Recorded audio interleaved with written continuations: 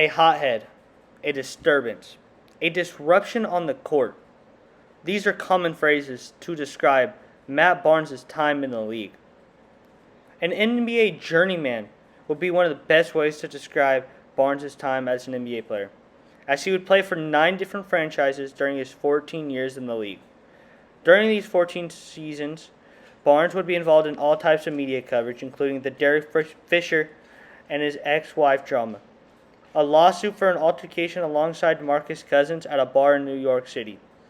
And even with all the negative light that surrounds Barnes, he has always been a leader in the community. When it comes to social justice, Barnes has been a huge voice in the situations of Donald Sterling and the recent events of George Floyd during the pandemic.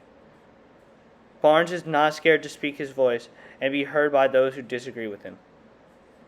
Matt Barnes was born to his mother Ann and his father Henry Barnes. His father was a major drug dealer in the Los Angeles area. In an interview with Vice Sports, Barnes would go on to say, "My dad was the biggest drug dealer. He had cops on his payroll. Cops tried to jack his stash one night. My sister was 4 and I was 7. We were in the window watching these undercover cops. My dad beat them down, and we got a U-Haul that night and left for Sacramento." From a young age, Barnes would understand what being tough was all about.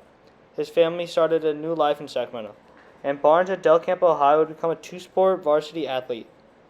Barnes would play football and basketball for the Del Campo Cougars, excelling in both sports.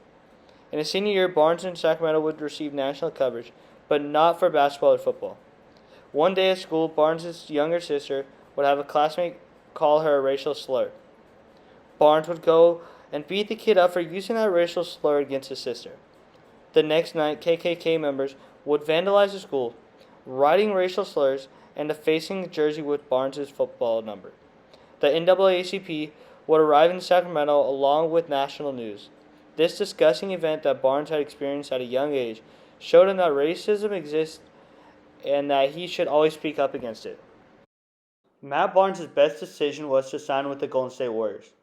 Matt Barnes would join a team filled with veterans like Jason Richardson, Steven Jackson, and a rising star in Monte Ellis. Playing under the great Don Nelson paid dividends for Barnes, as he would show his full repertoire with the Warriors. After joining the Warriors, Barnes would shoot 290 three-pointers in his 76 games and would connect on 106 of those. Before signing with the Warriors, Barnes would make only 10 career three-pointers. During the 2007 playoffs, the Warriors would have their peak. As the 8th seed, facing the Nowitzki-led Mavericks, the We Believe Warriors would dominate the number 1 seed, beating them easily, winning 4 of the 6 games they played. The We Believe Warriors are still one of the most memorable teams to NBA fans because they played hard and did not care who scored the most that night. We Believe was about the jerseys, the swag, the hard work, dedication, and unselfish play to win the game. Matt Barnes would show his skills with the Warriors and would prove to other teams his ability to be a valuable NBA player for years to come. The way he performed on the court for the Warriors would give him the opportunity to sign with the team the next year. Barnes would sign with the Phoenix Suns, playing alongside the likes of Steve Nash, Grant Hill, and Shaq. Barnes would once again show out, averaging 10 points and 5.5 rebounds a game. After his small stint with the Suns, Barnes would sign a 2-year deal with the Orlando Magic.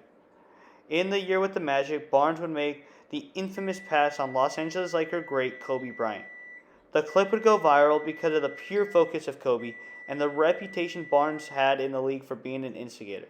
This moment would earn all the respect Kobe needed to want Matt Barnes as his teammate. Barnes would opt out of his deal with the Magic and the Lakers would sign him. In the 2 years he played for the Lakers, he'd be solid, but the team would not go deep in the playoffs like they were expected to. The next step for Barnes was to try and compete for a championship. Matt Barnes would go on and sign with the Los Angeles Clippers. The Clippers were fun, exciting, and they were the definition of LA. The problem was they were missing a small forward. In 2012, Barnes would sign with the Clippers to try and fill that role. From the start, Barnes would be in trouble with the league, being fined for obstructing an officer in his personal life. But on the court, Barnes would be named Defensive Player of the Year for the Clippers. His play would be worthy enough for a multi-year deal with the Clippers.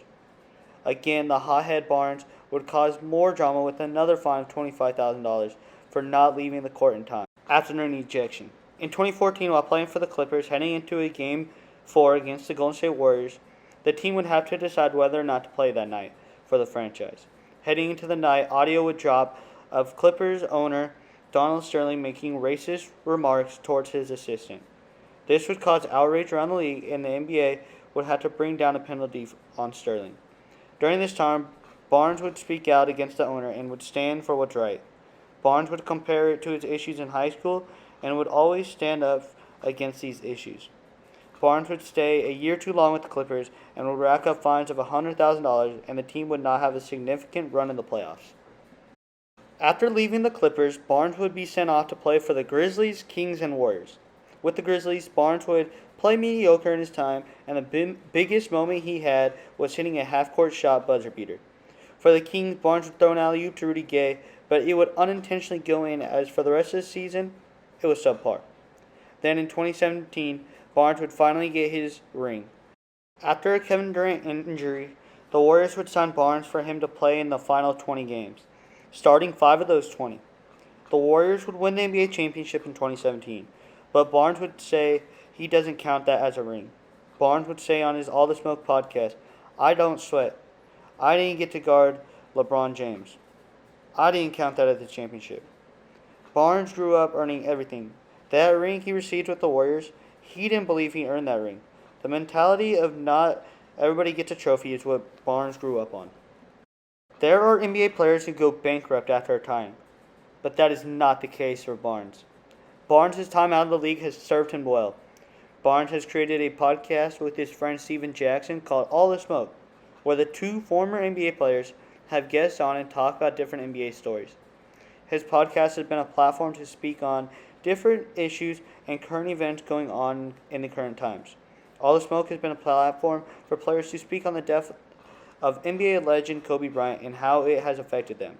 But more importantly, the podcast has been an outlet to speak on social justice issues. Barnes has been vocal in the issues of George Floyd and other major social issues. Barnes has been vocal online and in peaceful protests. In the Sacramento protest, Barnes spoke out about the needing to vote to win. Barnes has continued to use his voice to inspire the youth and minorities to use their voice to stand up for what is right. Barnes has never been a bad guy. Yes, he speaks his mind. Yes, he can be a hothead. But Matt Barnes is a good guy who has always been perceived in the wrong light because of the issues he was involved with in his career.